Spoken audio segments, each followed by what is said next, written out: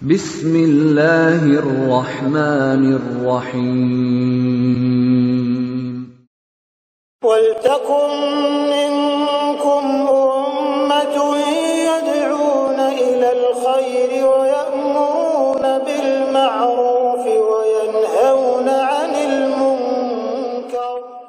Assalamualaikum warahmatullahi wabarakatuh. Dan meskipun ini tiga-tiganya harus dipotong, binatang ternak yang disepakati, niatnya mendekatkan diri kepada Allah dan punya waktu. Mana waktunya?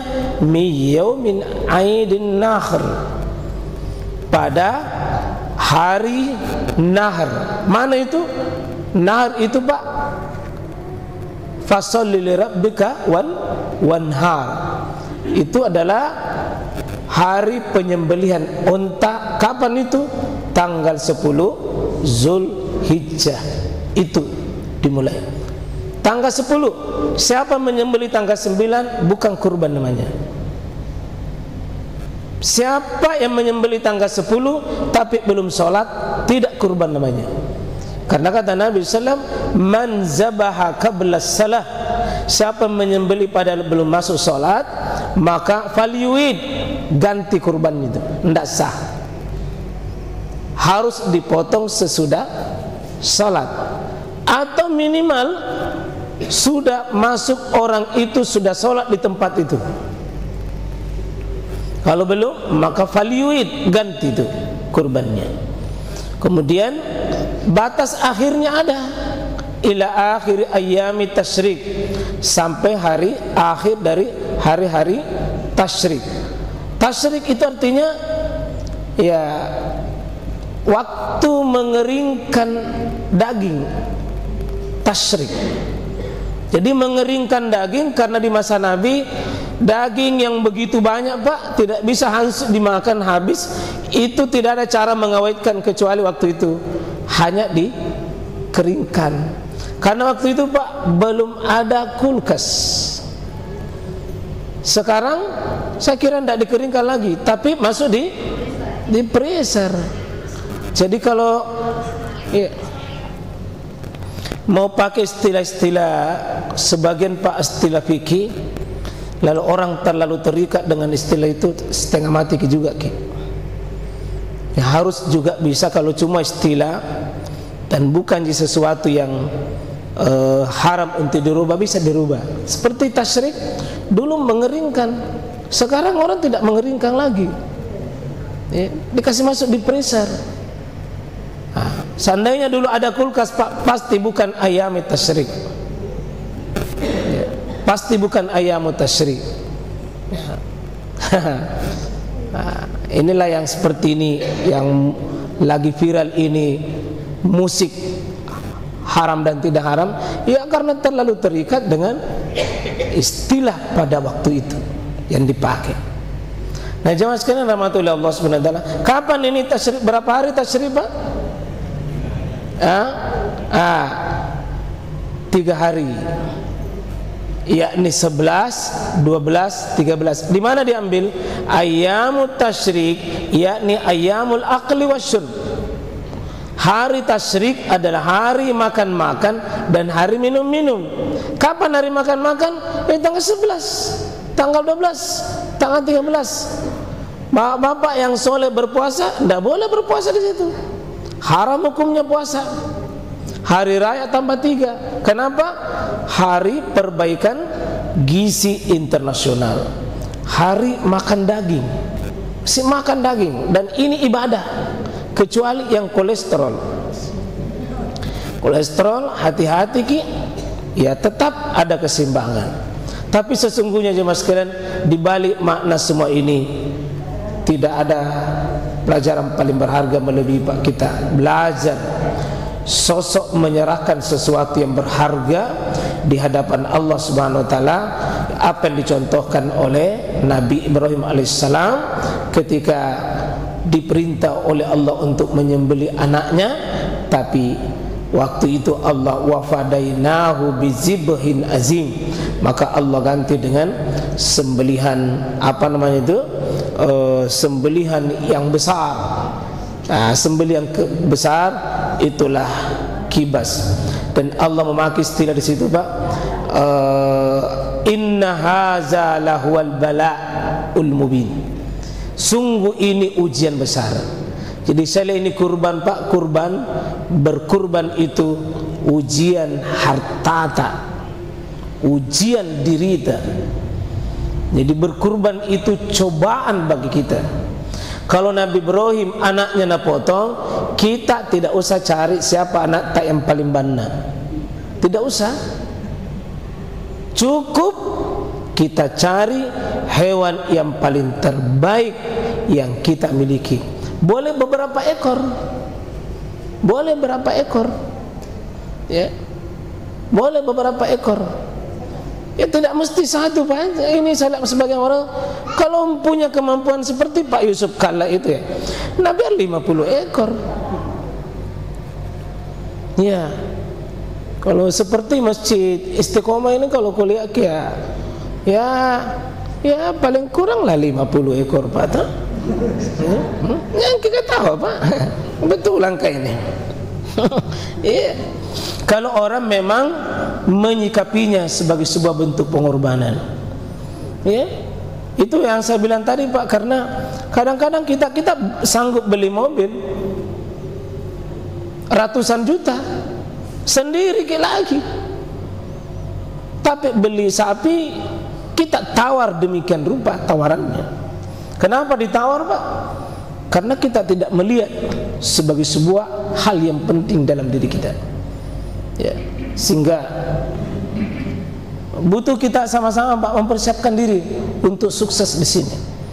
Kita jangan paksakan satu ekor, tapi Allah paling tahu kita di kelas mana, di posisi mana.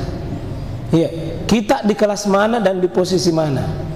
Ya, kalau memang layak kita satu ekor, mungkin satu ekor mungkin ada 2 bagian, 3 bagian, 4 bagian. Karena tidak mesti satu ekor itu, Pak, selalu 7. Bisa satu aslinya, kalau tidak bisa satu, 2 orang 2 orang bisa. Kalau 1 bisa, masa tidak bisa? Kalau 7 bisa, masa tidak bisa 2? Ya, jadi bisa 2, bisa 3, bisa 4, bisa 5, bisa 6, maksimal 7. Jangan 8. Jangan seperti itu. Ada sekolah 50 siswa dalam satu kelas, katanya berkurban. Ini gotong royong beli sapi, bukan kurban. Tentang keluarga ini disebutkan dalam sebuah hadis Abu Daud, Ahmad, An-Nasai, Ibnu Majah, Tirmizi. Itu dinilai hasan oleh Syekh Al-Albani, mengatakan bahwa di sini katakan baina nahnu wukufun ma'an Nabi sallallahu alaihi wasallam bi Arafah. Ketika wukuf, Nabi berkhutbah di Arafah.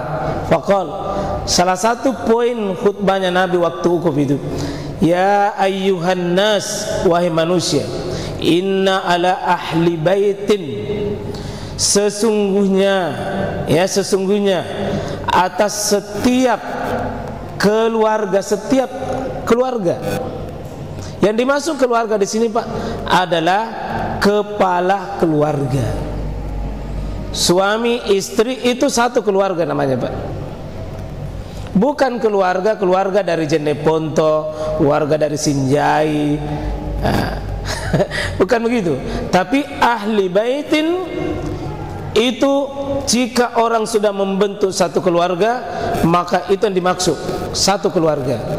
Maka siapa yang menjadi kepala keluarga di sini? Suaminya. Jika suami berkurban, maka istri berapapun semua tertanggung. Biar 4 istrinya semua masuk. Ya. Kemudian biar 20 anaknya semuanya masuk. Biar 20 anaknya, selama anak belum membentuk juga keluarga, masuk itu. Karena ada sebagian kesalahpahaman sebagai masyarakat, Pak. Yang berkurban itu tahun ini suami, tahun depan istri, tahun berikut anak. Bahkan ada yang lebih fatal, 1 kali jika berkurban seumur hidup, akikah itu. Jadi kalau sekali seumur hidup, 1 disunnah, kedua akikah. Kalau kurban di sini fi kulli am, fi kulli am, setiap tahun. Siapa yang berkurban? Ya kepalanya rumah. Siapa kepalanya rumah? Siapa saja yang kepala rumah.